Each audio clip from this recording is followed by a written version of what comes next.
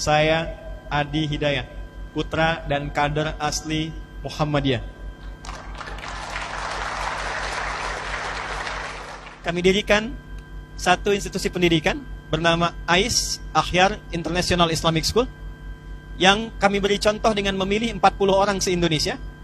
Mereka belajar dari KB, kemudian TK, melanjut ke SD, sampai dengan ke pesantren, SMP, SMA, sampai melanjutkan kuliah PhD, S1, S2, sampai S3. Apa yang mereka pelajari? Di poros masjid, mereka menguatkan nilai spiritualnya. STK tidak lulus dari TK, kecuali mereka sudah hafal 5 juz Al-Quran. Mereka sudah paham bagaimana cara masuk masjid, mereka paham bagaimana berdoa saat masuk kendaraan, dan itu secara otomatis keluar. Masuk kendaraan, mereka berdoa. Bertemu orang tua, mereka mendoakan. Keluar dari masjid, sudah mengerti doanya. Masuk SD, mereka sudah hafal 30 juz ketika lulus SD. Di wisuda di Mekah dan Masjidil Haram. Lulus 30 juz ini bukan sekedar paham tentang Quran, tapi juga sudah tertanam dalam diri mereka nilai-nilai dasar pendidikan sesuai dengan harapan dan cita-citanya. Ada yang ingin jadi ulama, maka diberikan pendampingan sesuai dengan nilai keilmuannya. Ada yang ingin jadi arsitek, ada yang ingin jadi diplomat, sampai ada yang ingin jadi presiden. Maka SD lulus 30 juz dan diteruskan kemudian ke pesantren Ma'had Islam Rafia Akhyar yang berada di Banten. Ini akan mendidik mereka selama 6 tahun. Sudah hafal Qurannya, maka diinstallah ilmu pengetahuan yang sesuai dengan cita-cita mereka dan kebutuhan bangsa dan negara. Jadi di sini diajarkan, yang ingin menjadi menteri, maka kurikulum menterinya diturunkan. Maka kita berharap ada menteri perdagangan yang hafal Quran, ada menteri agama yang memang sudah paham tentang Quran, ya. Dan kami turunkan sampai pasal-pasalnya. Ada yang ingin jadi menteri pendidikan, maka diturunkan bagaimana pasalnya, bagaimana kurikulumnya, bagaimana ayat-ayatnya. Termasuk yang ingin jadi dokter, maka dikirimkan di sini, diberikan kurikulum Qurannya, hadisnya, dan ada kelas 400 dokter profesional membimbing mereka selama mereka belajar di pesantren ini. Kemudian mereka diteruskan ke tingkat S1, S2, dan S3 secara bersanad, bekerja sama dengan 20 negara, dan hasil akhirnya adalah pertama, kapanpun Muhammadiyah siap menerima mereka, mereka siap berkhidmat ditempatkan di berbagai majlis, lembaga, biro dengan kemampuan yang bersanad. 30 juz Quran, paham di bidangnya, ilmunya sudah melekat, dan diabdikan untuk kepentingan bangsa dan negara.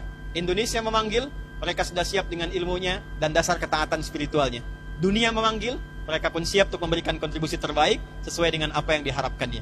Terakhir, sebagai penutup, apa yang kami sampaikan saat ini berkesesuaian dengan harapan besar Negara Kesatuan Republik Indonesia, bahkan tercantum dalam Undang-Undang Sisdiknas nomor 20 tahun 2003. Pasal menimbang, poin B, disampaikan Undang-Undang Dasar tahun 1945 mengamanatkan pada pemerintah untuk mengusahakan satu sistem pendidikan yang meningkatkan keimanan dan ketakwaan kepada Tuhan Yang Maha Esa serta akhlak mulia. Ini peran kami untuk mewujudkannya. Bagi teman-teman yang di TNI hadir pada saat ini, 7 Sabta Marga, kami warga negara Indonesia yang bersendikan Pancasila.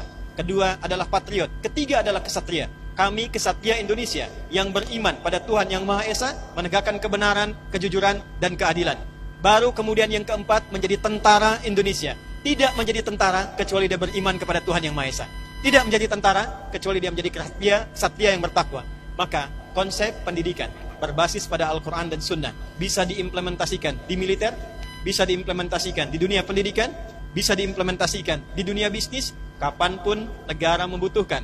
Khususnya untuk visi emas Indonesia 2045, maka program yang kami gagas insya Allah sudah selaras dengan visi negara, bangsa, Persyarikatan Muhammadiyah. Mudah-mudahan ke depan kita memiliki generasi emas Indonesia yang berkemajuan. Nasrum minallahi wa fathun qarib. Terima kasih atas segala perhatian. Dengan bangga saya ingin tutup dengan satu kalimat. Saya Adi Hidayat, putra dan kader asli Muhammadiyah.